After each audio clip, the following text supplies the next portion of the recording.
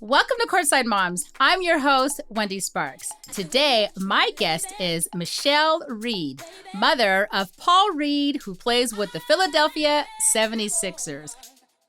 We got so much to talk about, so let's get to it and bring Michelle on the show. So, Michelle, I'm so blessed to have you on the show today. I am so happy to learn more about Paul. So, let's start at the very beginning. Tell us where you raised Paul and lead up to him gravitating towards basketball. Okay, so he was born and raised in Orlando, Florida. So what happened was his dad was playing basketball for UCF, and I got pregnant.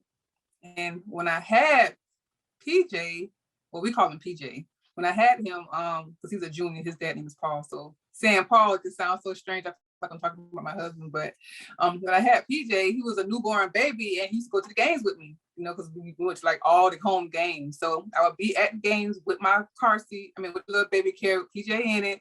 And after the game, we had to wait for like an hour, because they go back and they do all their meetings and they take baths and eat and all that stuff. And so every time we went to the game, you still used to have these little basketballs or little whatnots or whatever to get to the fans. And Big Paul always came Paul. So PJ always had a little small ball, all different size balls in his car seat. Every day, every game we went to, he always came out with a ball for him. So he had a bunch of UCF basketballs in different sizes. So he was around basketball from the time he came out my womb. His pacifier was a basketball pacifier. It's crazy. I love that. So he was involved in basketball from the onset. Yeah, from the onset, exactly. He had no other choice. That's all he knew was basketball. So when he was so UCF used to have camps over the summer for kids. Right. And so the players would help with the camps. And PJ was 1, so he had ungrew. So he was 1 year old. He used to go to the camps with his dad. He wasn't old enough. He still used to go with him. So he'd be running around the court with all the other little kids, running behind basketballs. And and then Big Paul used to do camps with his high school coach, Coach White, who also was a basketball coach at Wakava. That's why that's why PJ went there. But right. He used to do camps with him too. So he's always been going to these basketball camps with his dad.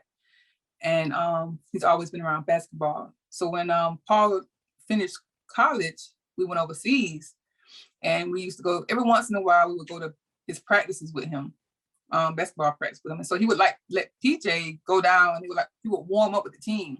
So they would be down there stretching and exercising and getting ready to play practice. And Paul Jr.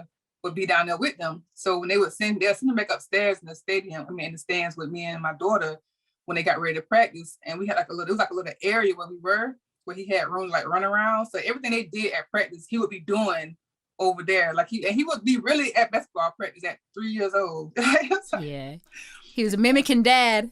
Yeah, mimicking his dad. Yeah. So all his life, that's what he's been. He's been around basketball. It's so crazy. So you said that you guys went overseas. Where's overseas? Where did your husband previously play? He played in Turkey. Nice. And Ankara, Turkey. Yeah. For a team called Pet College. And then he played some more after he left Turkey. He went overseas to different other countries, but we didn't go then because he was going to Poland, Latvia, some places where he didn't really want to take us because it was the countries, So yeah, we didn't go there then. But yeah. So it's like saying PJ's first experience was overseas before he could even play. Right, exactly. Exactly. So when did he now start playing organized basketball as a young child? Okay, so I want to say 4th or 5th grade. He was playing football.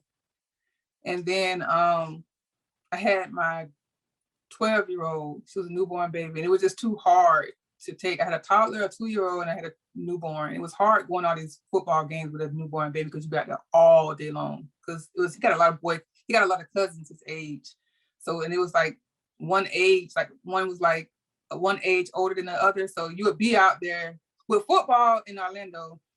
You have to go in the morning, have to weigh in and all this stuff. And then you be out there all day till the game start. And it's oh my gosh. And it would be sometimes the games would be an hour away. So you're not going to just drop them off and then go home and then come back. So a newborn baby, I was I can't do this. It's too hot. So I put him in basketball. And that's when I realized, like, oh shoot, we should have been put him in basketball, because he went and played basketball and was just dominating. I'm like, oh my gosh, it was crazy. It was like he was a man amongst boys out there.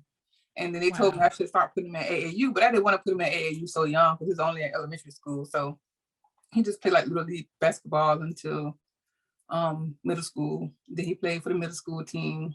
And then in high school, he played high school. And then like 11th grade is when he started, 10th, 11th grade is when he started playing AAU basketball. So he kind of started playing AAU kind of late.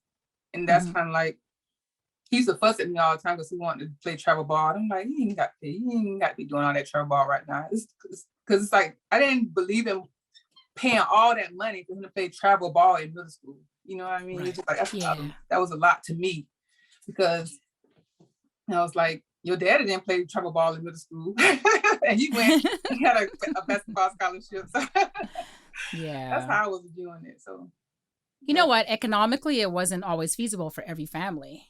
Right. AAU can get very expensive. It is. Yeah, it's very expensive. Yeah, I found it expensive too. I mean, my son was starting to play AAU ball in Canada, but after, when he was playing AAU ball in the US, now you're talking about money exchange, right? The Canadian dollar was totally different. So for me as a parent, I was like, well, hold on a second. Like, you know what I mean? It's a lot. I loved it. I loved the experience, but now I want to go see these games. There's hotel, there's food, you know what I mean? Sometimes I bring my young son with me, or I couldn't bring him because it was just unaffordable. So I understand what you're saying, that sometimes it's just not feasible for everybody to buy into the AAU system. I mean, it's great, and I'm glad that my son played, but let me tell you, it was difficult at the beginning on the onset, right? For me as a parent. So I understand what you're saying. So now your son is playing, let's just go to high school. He played in Wekiva, which is in, I believe, Apopka, right? Yep. Florida. Okay. So talk about his high school days and lead up to his senior year, where he went to the state championship. Okay, so it's a long story with high school, because he wasn't zoned for Wekiva. He was supposed to go to Ocoee. I have a daughter that's 2.5 years older than Paul, and she played volleyball. Right. And so he played for Robbinswood Middle School, which was like, Robbinswood Middle School had like all the top talent basketball players. So everybody was looking for those 8th graders to come to their high school, who was zoned for their high school. So when Paul didn't go to Ocoee, the Ocoee high school coach would come to my daughter and was like, where's your brother? Like, he's supposed to be coming. But we had put him on in a magnet program to Wekiva, because we wanted him to go to Wekiva, where Coach McWhite was teaching and coaching, because Coach McWhite was a very good high school basketball coach. He coached my husband, and he just did so much, and they had so many experiences with him. So I wanted PJ to have the same thing. So we put him in Wekiva.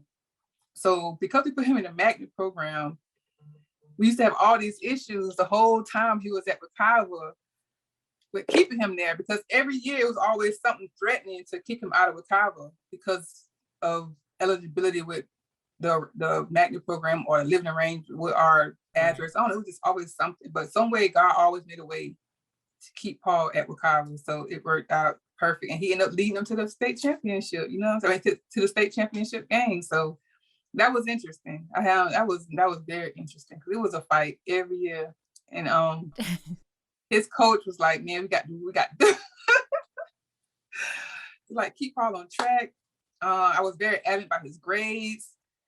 And me and all of the guidance counselors, his teachers, used to have conferences, like, just to make sure he stayed on point. It was make sure he stayed up his grades, made sure he did everything he needed to do to be state eligible to play basketball. He did pretty good. He made good grades. Absolutely.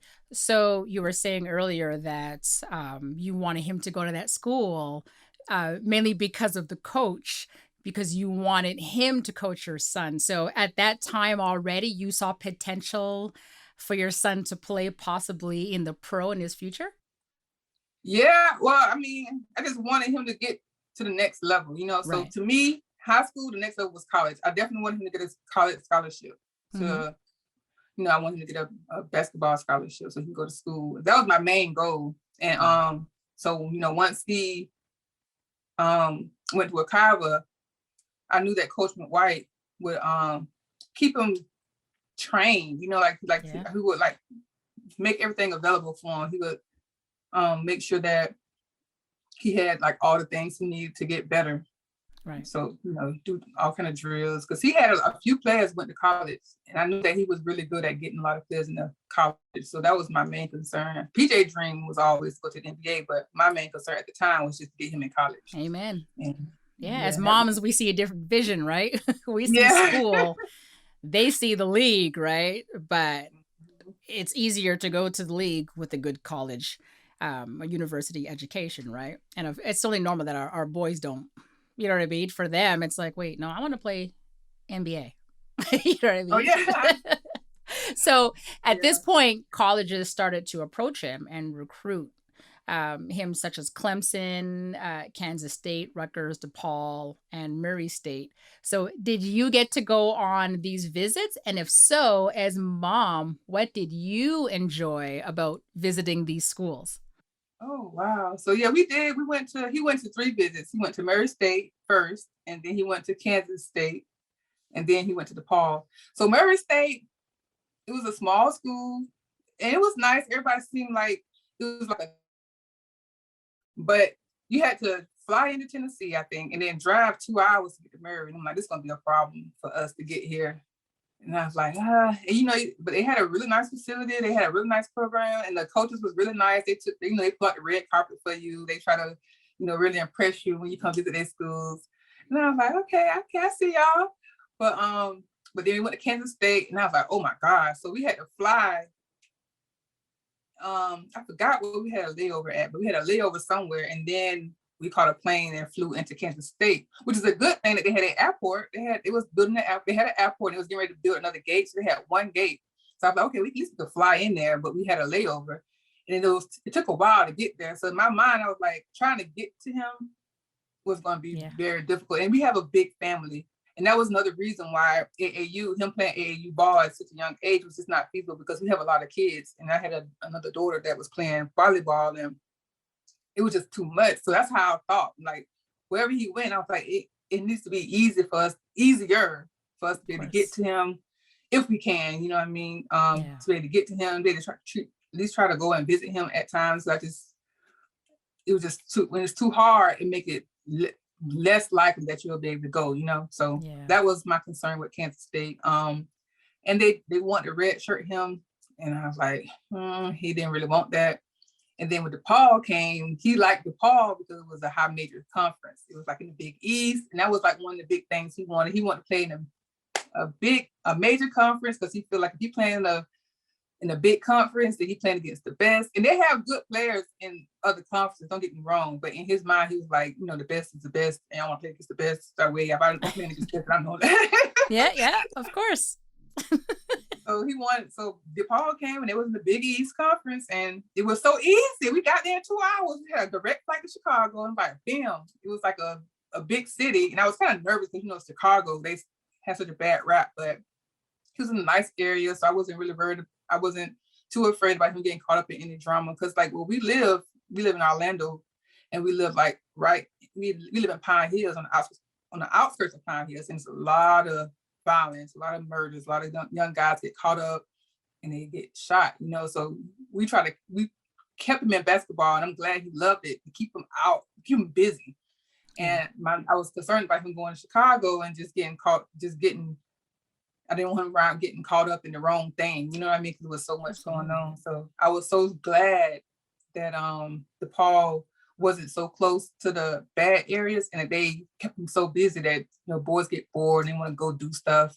Yeah, I didn't have time to get into no trouble. Yeah, I understand that as a mother. I wholeheartedly understand that as a mom.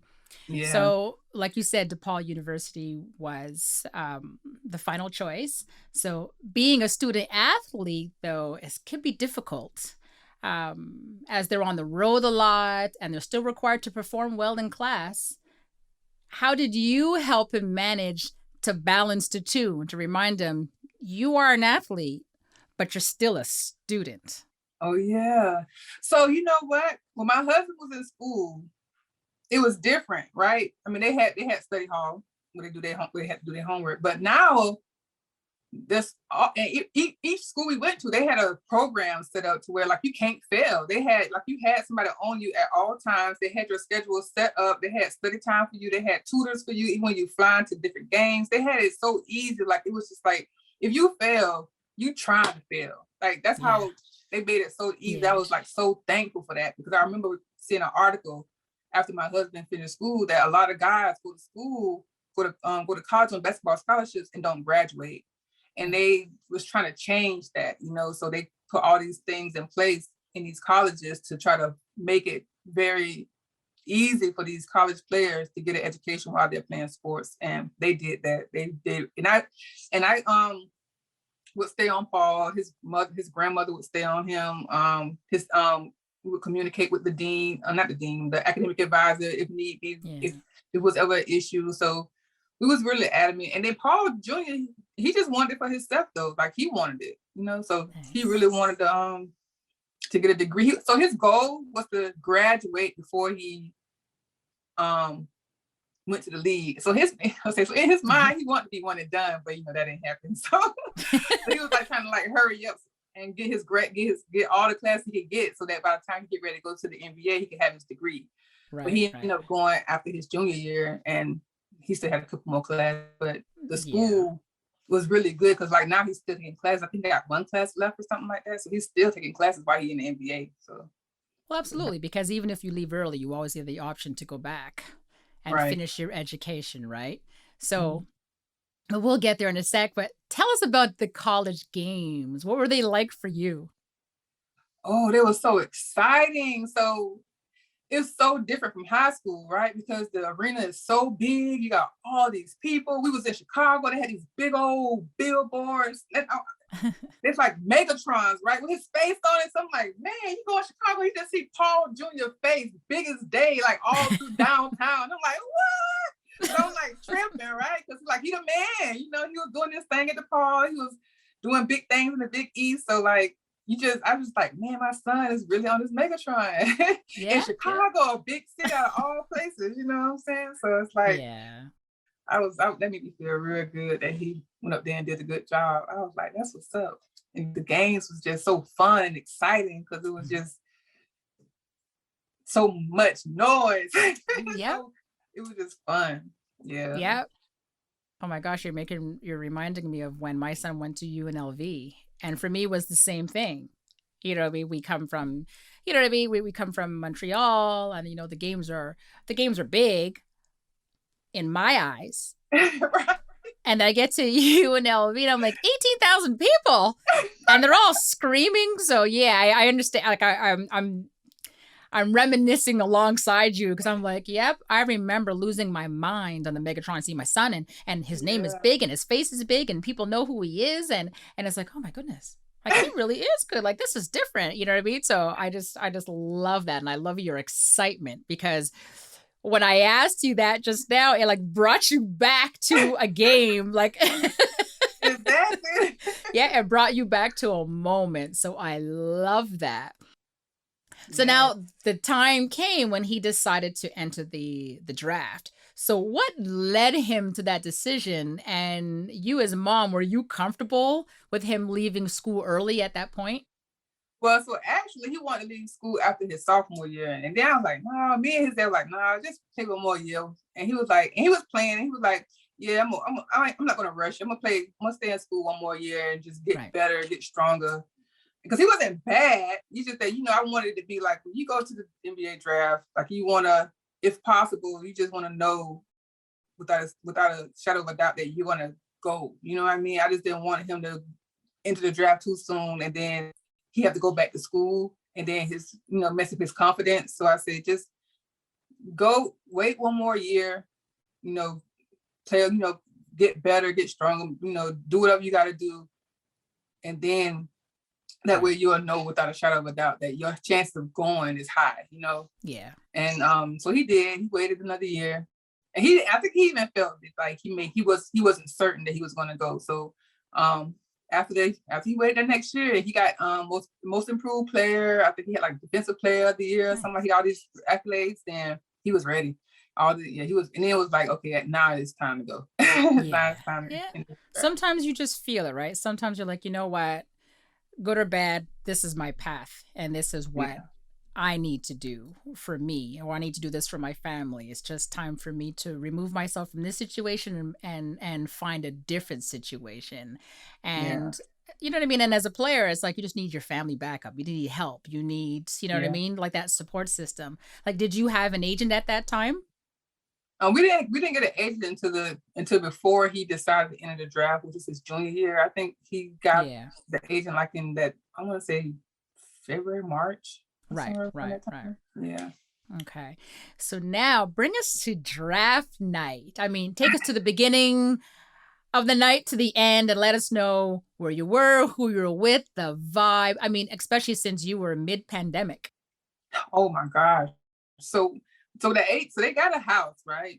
Because I really wanted to just have it at home, but our house is not so big. I mean, it's kind of small for our family because we have a big family, like my mom, my aunties, my uncles, his dad's family, his aunts and aunties and uncles and our cousins, and we so close. Like all of us grew up together. So I have so many cousins, and they have children that's PJ's age. So it's like our family is so huge. And you know, it's mid pandemic, has to be we all always hung out together. So we had got a house, Mm-hmm. Airbnb. And man, just that day was so exciting because you had to set up.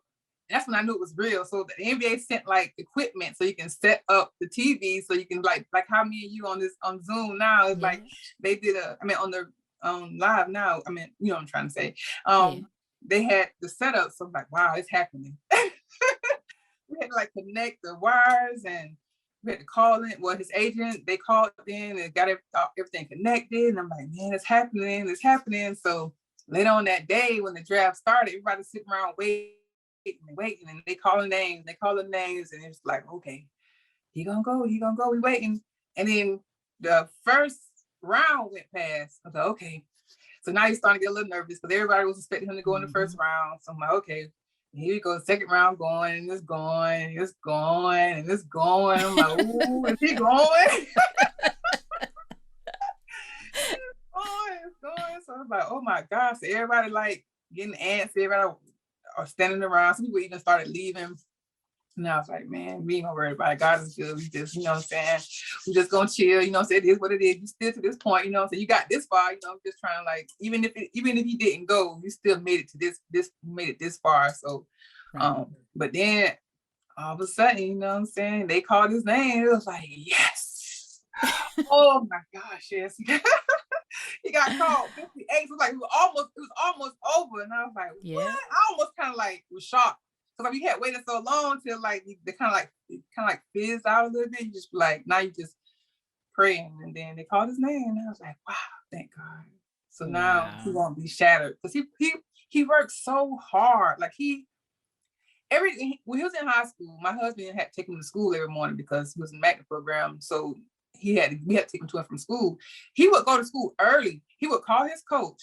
So Coach White he ended up not being his coach after all because they ended up changing Mm-hmm. coaching staff, but he still worked at Wakava, so he used to always like be around. But his coach, Coach Lubin, he used to get up in the morning and go to school early to open up the gym for Paul to go in and put in work. And so I really want to thank Coach Lubin because he did that, you know, and he would let Paul get in that gym. So before school, like they in high school already started like 7:15. Paul would go to school like at 6 o'clock. I'm like, they would be up out of here going to school to put up shots, to put in work. And Right. he did that Right. all the time. He was like always working and working. So I just really, really wanted him to not get discouraged, you know. So when he went, I was just thankful because I was like, he worked so hard. He worked so hard in college. He used to always go to the gym and in school. I used to have this conversation with his coaching staff sometimes at DePaul about him having access to the gym. I'm like, he want to be able to get in the gym. He need to have access to this gym.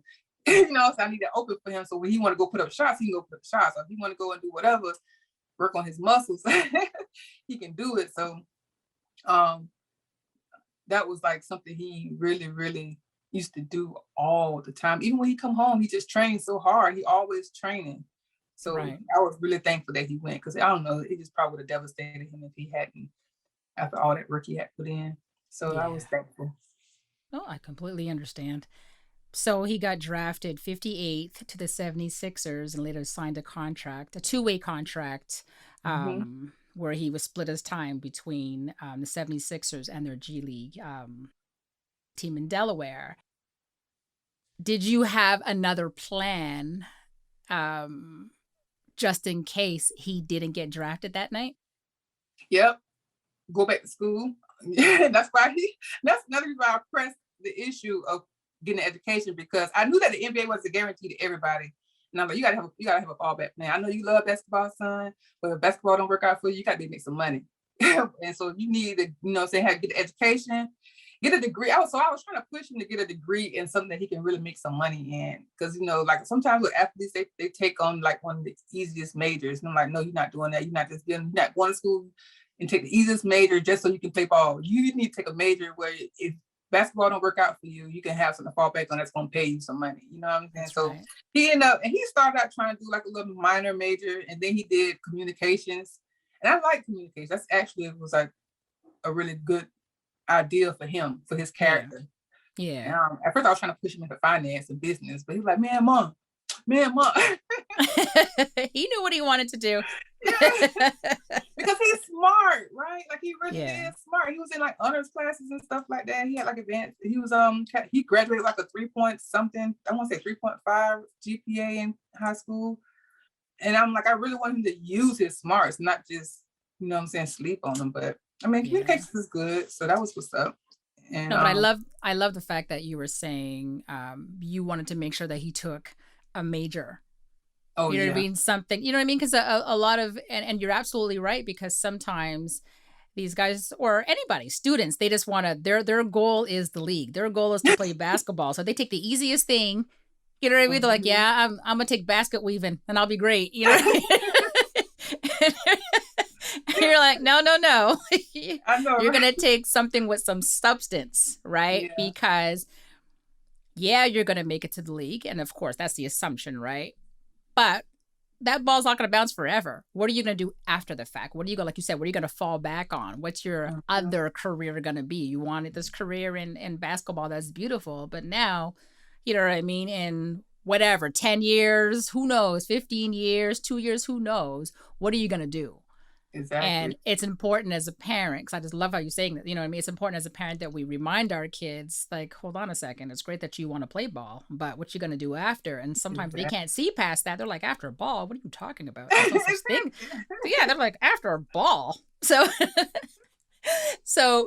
let's talk about his rookie season. Were you able to attend any games then? Oh man. So the good thing about the two-way contract was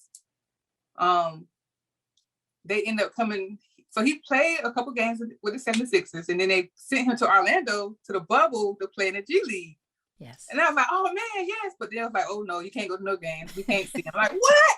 He's so close and so far away. And I was like, oh my gosh. Like, so he was like literally like 20 minutes from me, and we couldn't go to none of the games, which I figured they missed COVID. We couldn't go out there and really see him because they just didn't want no they didn't want to play. I could drop off stuff at like the main office. I mean at the resort. Yeah. I can't even think my words out, but I could drop off at the, at the front desk, but I couldn't like go and see him. So I used to take him stuff out there, but yeah, couldn't see him. But I used to watch his games though. I always had front seat right in my living room, which is a good. That's what I love about college too, because I was able to watch his games. Even though I couldn't make a lot of his games, because he was playing the Big East, we could watch all his games on TV.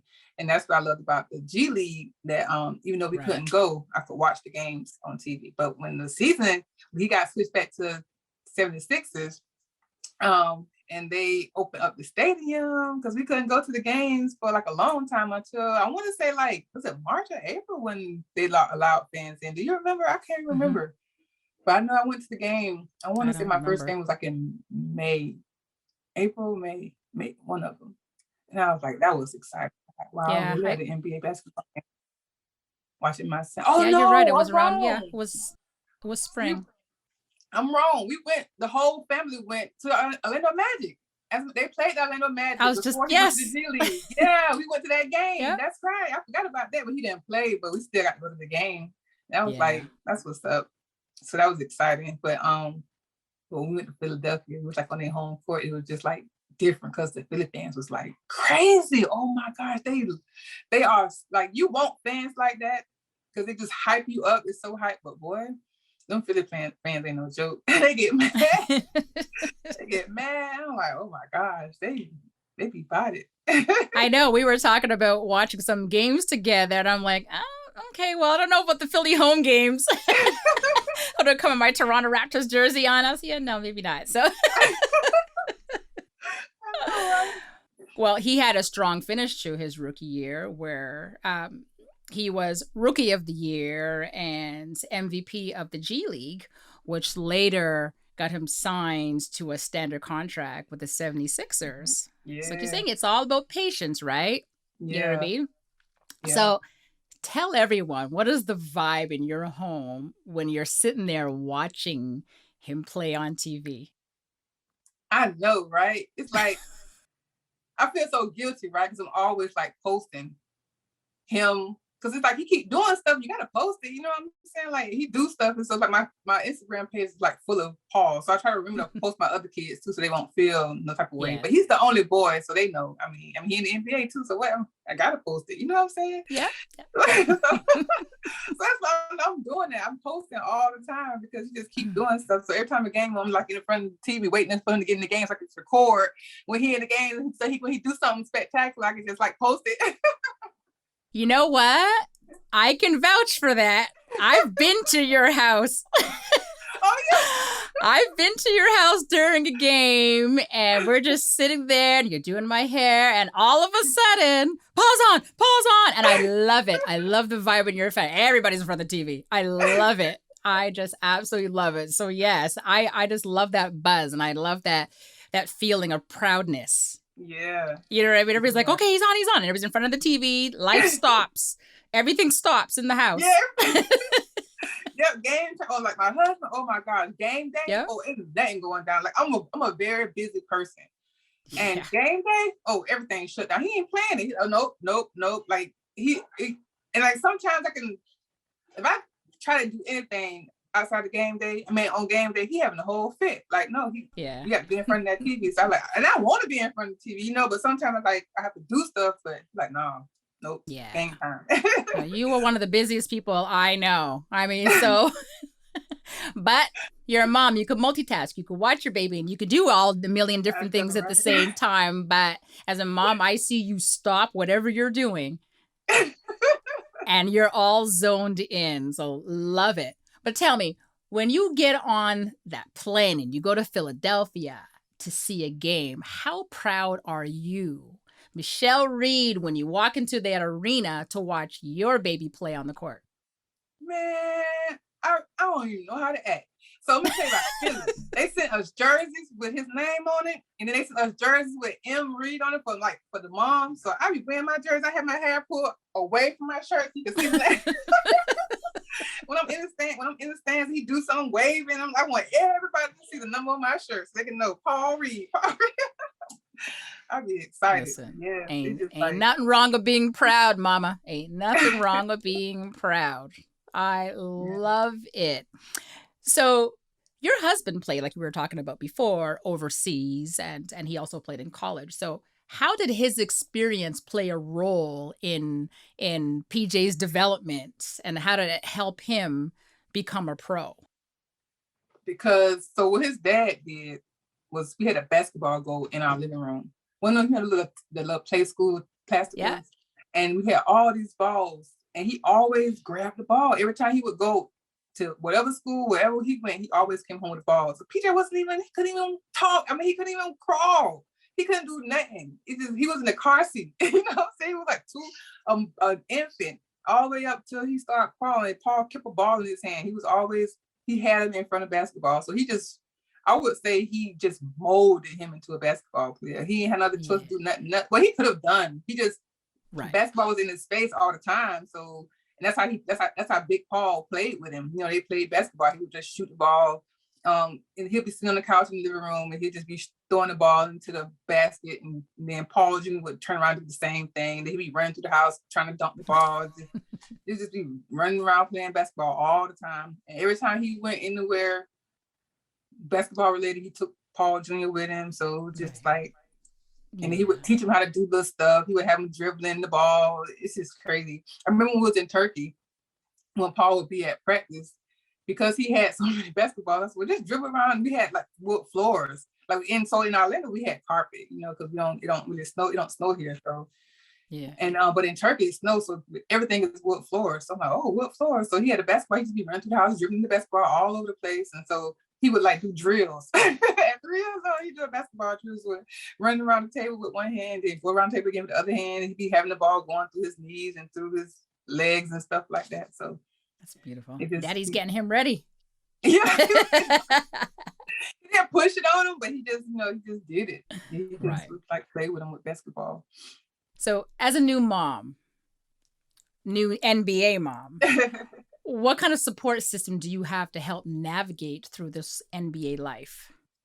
Oh, wow. Okay. So my brother played in the NFL. He was on wide receiver for Jacksonville Jaguars.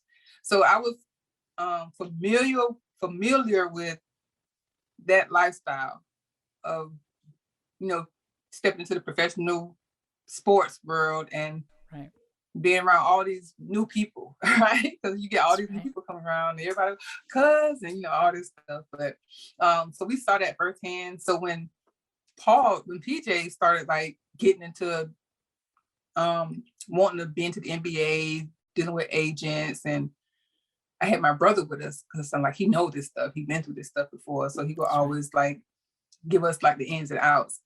And now that I'm going to my sister-in-law, my brother's wife, my brother has a son that plays for Georgia Tech. He plays football and he's a high profile player. So he's, college players get paid now. So he got, doing all this stuff with money. She's going through the same thing. So me and her feed off of each other.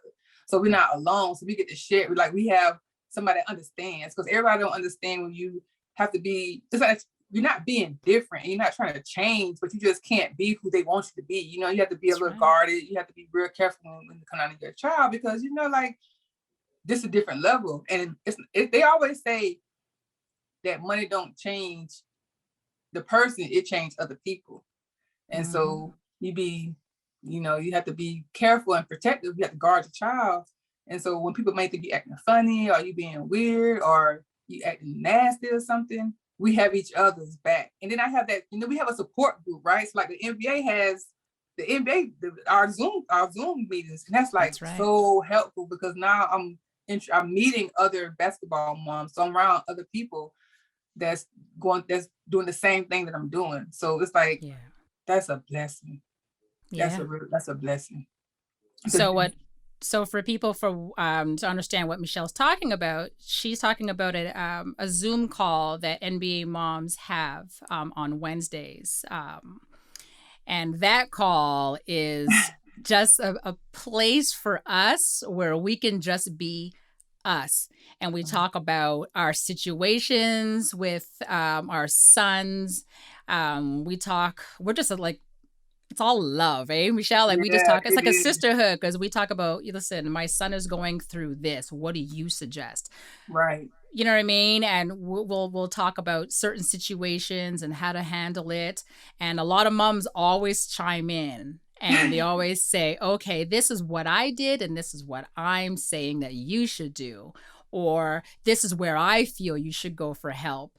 And I just love that call. Or those calls that we do, because I know I can always call on you. I can say, Michelle, man, this is what happened. You know what I mean? And I'm telling you, because I know I'm going to get love back. I know I'm going to get answers back.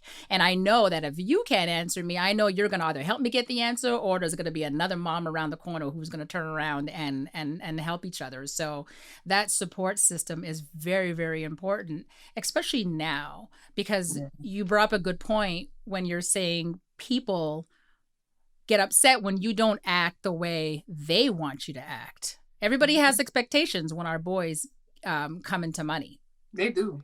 Everybody all of a sudden feels their need to be a part of this equation. Everybody all of a sudden just seems to think that they're entitled in some way, shape, or form.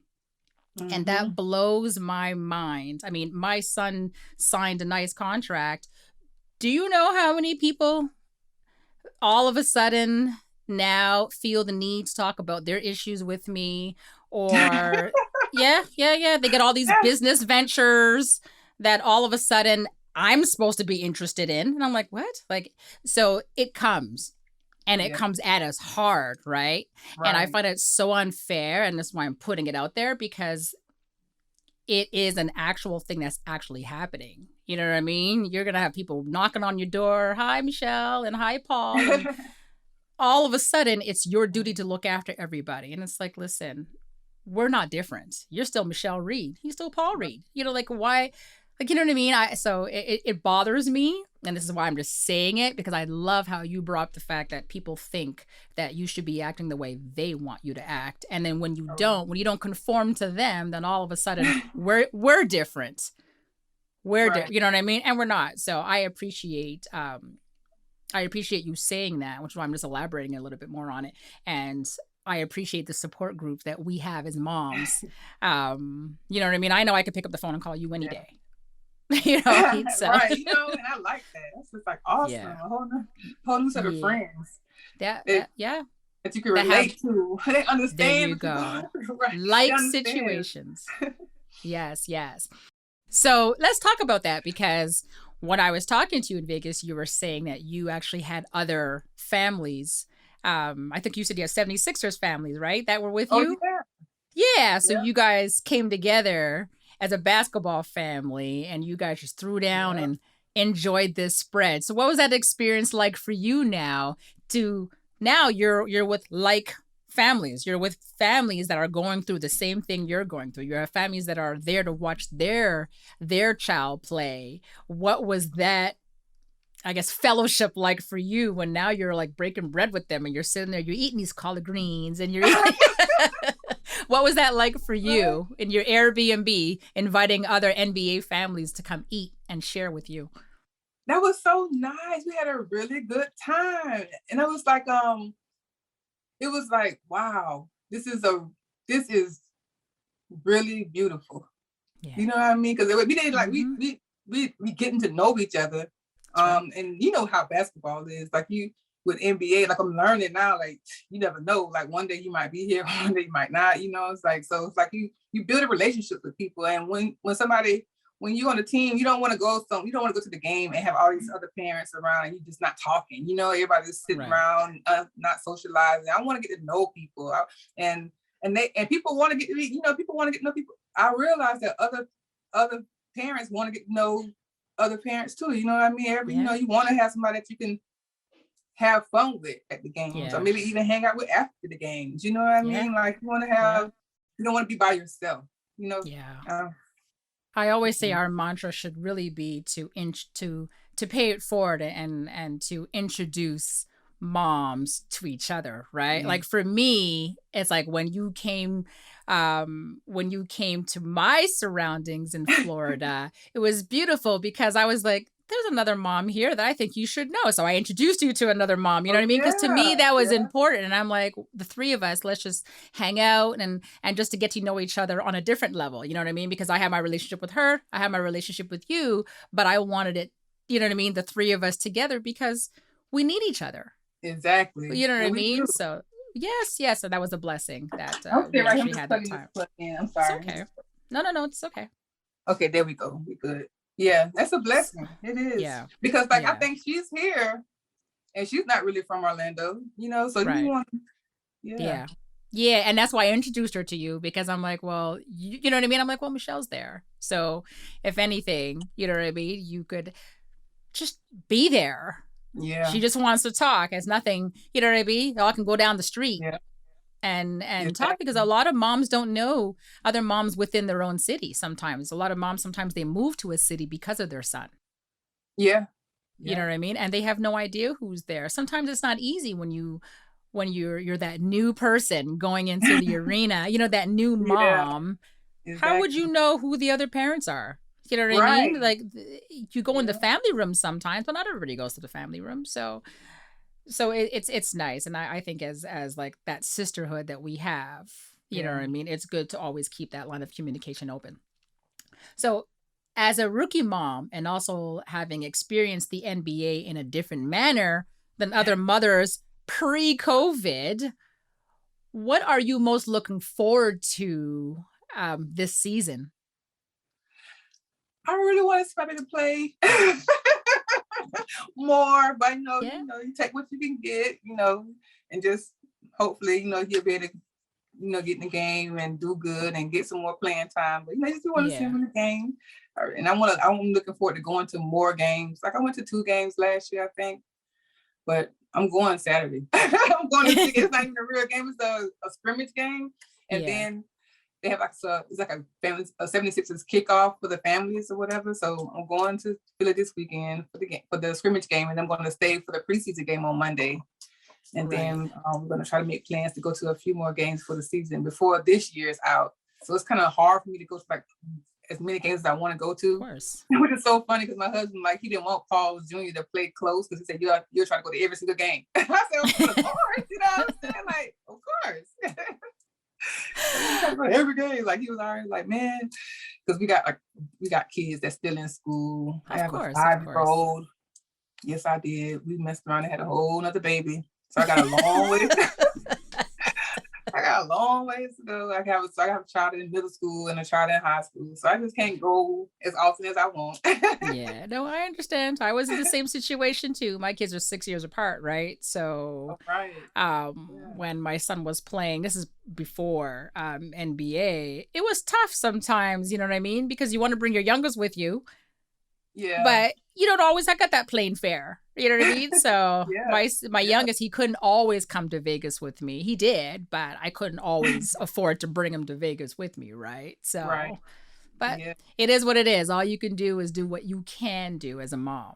Right. And it's so many of us when we travel. Oh my gosh, it's like we look like Home Alone. Remember Home Alone when the whole family went to Oh in the my airport, God, there's so that's many of us. It's funny. like I have 5 kids, right? And I have a granddaughter. So when we travel, it's like 7, 8, it's a bunch of us.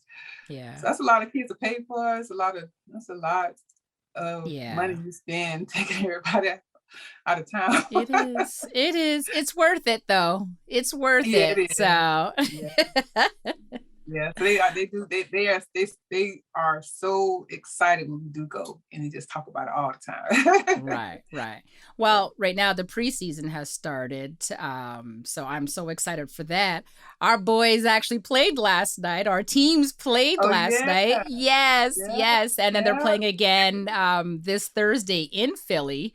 Um, yeah. So we're gonna have fun. But when the regular season starts, oh yeah, I'm gonna call you and say, Michelle, let's do this. Let's get to a game. Let's have some fun. So it's coming.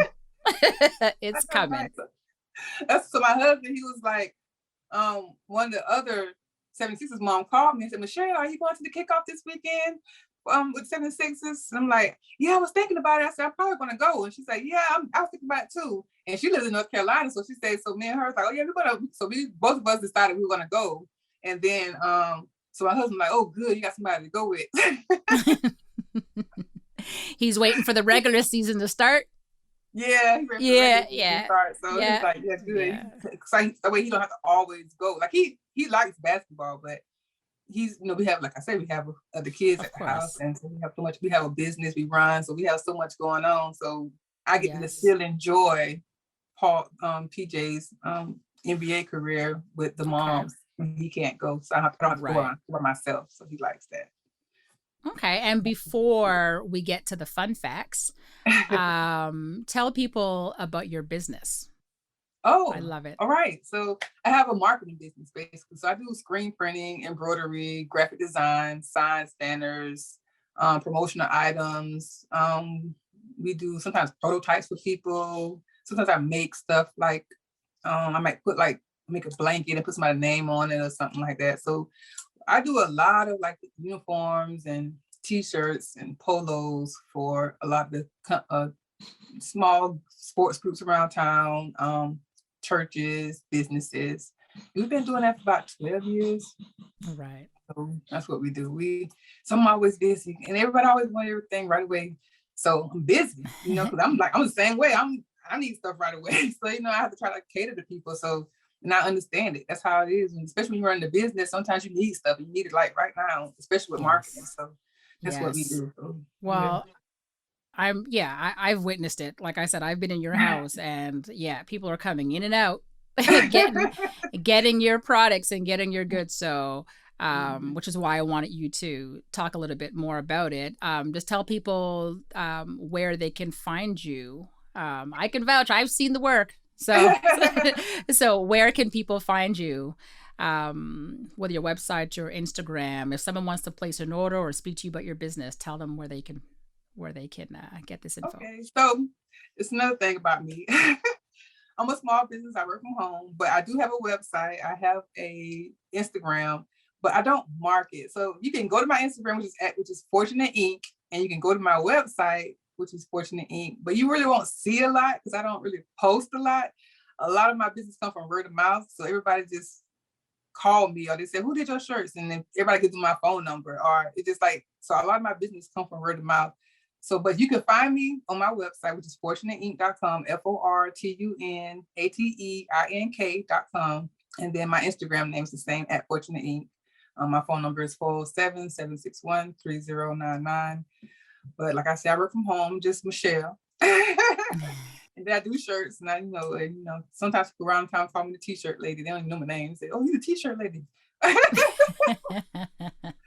That's amazing. That's amazing. And you and I even spoke about doing some courtside mom t-shirts, right? So I know, right? So that's coming. All right. So Michelle, tell us, so far, what is it like being the courtside mom to Paul Reed of the Philadelphia 76ers? Right? It feels so good. I can't believe I'm here. It's like, what? I still feel like Michelle, right? But I feel like a fabulous Michelle now. Nothing wrong with feeling fabulous, right? I ain't gonna lie. Everybody, they go when they start making money. We benefit. I get to buy the good hair. What they say, baking with the good hair. I get to look cute and wear nice clothes. I couldn't shop all the time before, but I can shop a little bit more now. It feels good. I get to fly to Philly when I see my son. It feels good, better to do that. You know what I mean? Like if he need me to stop what I'm doing and come to him, I can do that. So I love being able to be flexible and being able to get to him when he need me, get to any of my kids when he need me, because the girls lucky because they always here. So he kind of like get jealous, right? Because me and the girls went to the Lickiola Sunday, and we went painting. And so he texted me like, oh, y'all would do all the fun stuff when I'm not there. He had a little smiley, he got a little frown face. He said, I'm sorry. He just but it wasn't even my idea, it was my oldest daughter idea. He was in his feelings. But they get me all the time, and he don't get me as much as they do. So I try to, it feels good just to book a flight and go see him when I want to. Right. No, it's, you know what? It's a blessing. Yes. So enjoy your blessing. So now let's do some fun facts. Okay. Okay. What is Paul's go-to dish that you make that he must always have? That's a good question, right? Ooh, so he definitely likes pancakes, eggs, bacon. He definitely likes breakfast, grits, eggs. But he likes Alfredo. Mm-hmm. He don't actually cook it that often because we always cooking, right? We cook like all day, 2-3 times a day, sometimes 4 times a day, because we work from home. Everybody always here. But I hear he asks for Alfredo. That's like something he asks for. Okay. Yeah. He likes shrimp Alfredo or chicken Alfredo. What is a childhood item that he always had that he just couldn't live without, other than a basketball? Well, that PlayStation, boy, they don't video games. That was like something he always had. Like even when he would travel, he would put his PlayStation in his book bag. Like that was like the thing he had with him on the plane was his PlayStation. Yeah. So when he go to a hotel, he play. Yeah, absolutely. But you know what's so funny? Because so because of COVID, when all the teams interviewed him, they did live Zooms, and he was home during that time because they had to leave school. Like all the students had to leave school, so he came home, and he had to do all these Zoom calls with the different teams. So they said one of the teams, I can't remember which one it was, asked him like, what's the most important thing to you? And he came in the living room and got me and brought me in there, and I was like, oh, I felt so special. But one day, so I was like, oh. So I know that to him, I'm one of them important things. But growing up, he always had that PlayStation. Even like, I couldn't even come in the room. He'd be playing the PlayStation, and me and the girls or somebody try to come here. He'd kick us out. He's like, no, he'd be closing the door. They try to push through the door to get through the room. Like, he don't be studying me, sometimes when he on that game. When he was younger, he'd be in them games. That's amazing. So, does he have a nickname? And if so, what is it?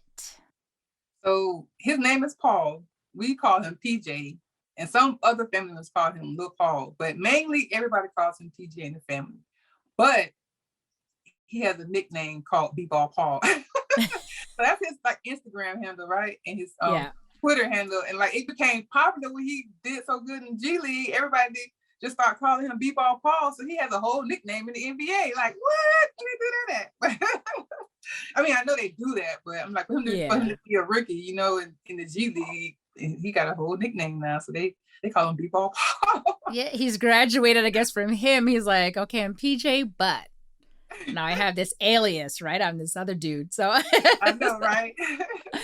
What advice would you give to another courtside mom about how to deal with a coaching decision that she does not agree with? Ooh, man. Like, what can you really do, right? Like, you get mad and you want to say something. You want to try to reach out. But then, do you really want to do that? Like, it's like, what am I, if I spaz, if I say something, if I get too out of control, what does that mean for my son? Right. So what do you tell to the mother? If you don't like something the coach doing, I would say talk to your son and see how he feel about it, and then have him talk to the coach about a decision the coach has made versus us getting out, saying something, because it's better if they do it one-on-one and they have like a man-to-man versus the mama fussing. Yeah. Man, that's one thing about men. They don't like when the mamas get involved. When mamas start trying to tell coaches what to do.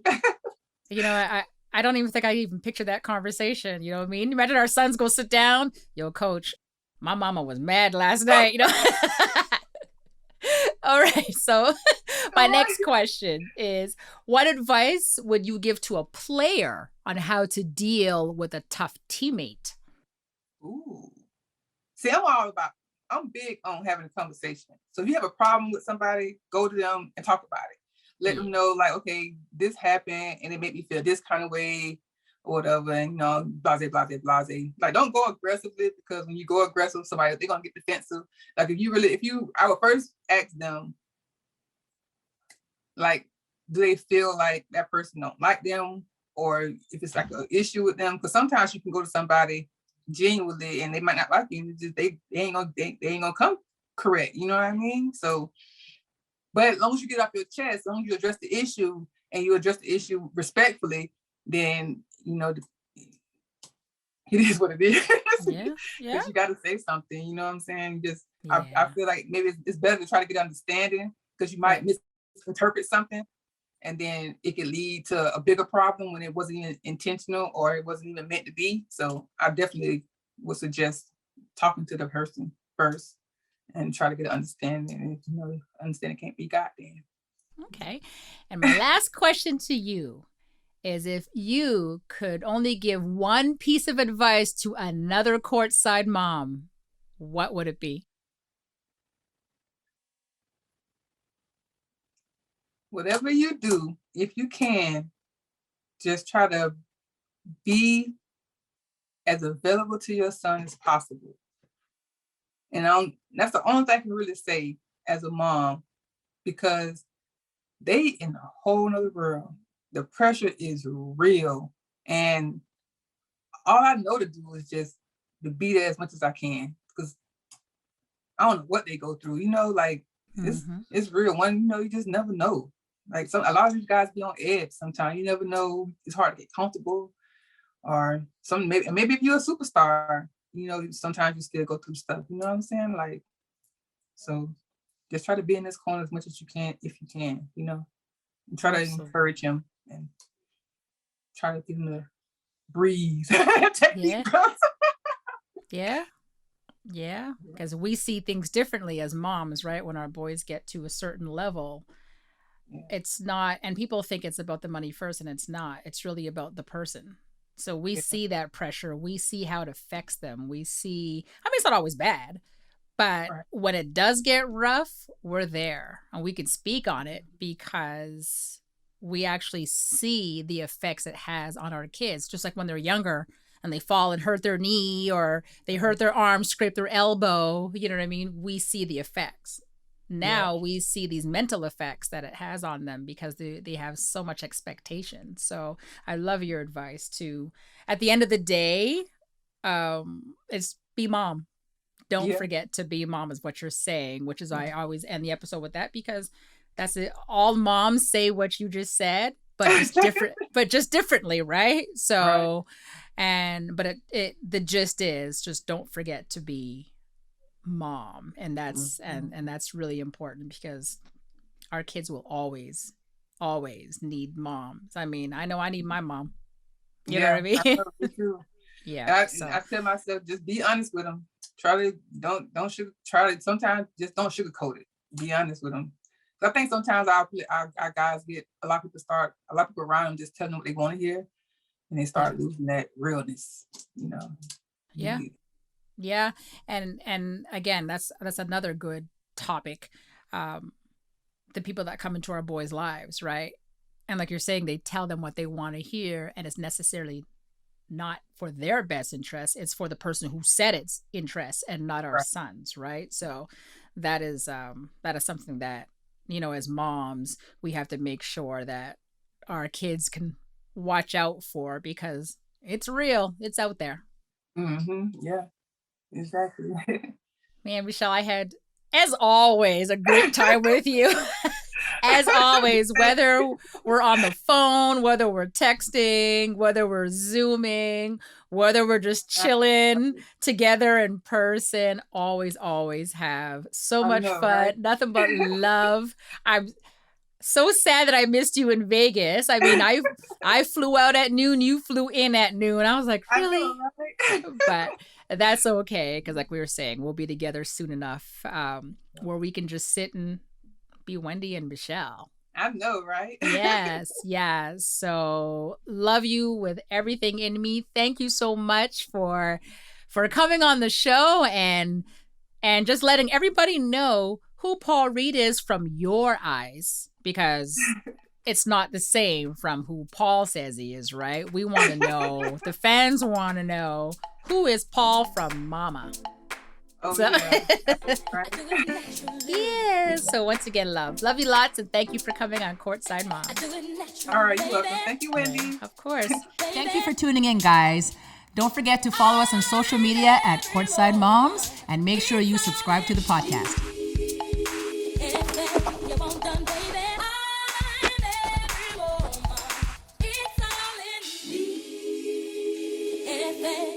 Done, baby. I do it naturally.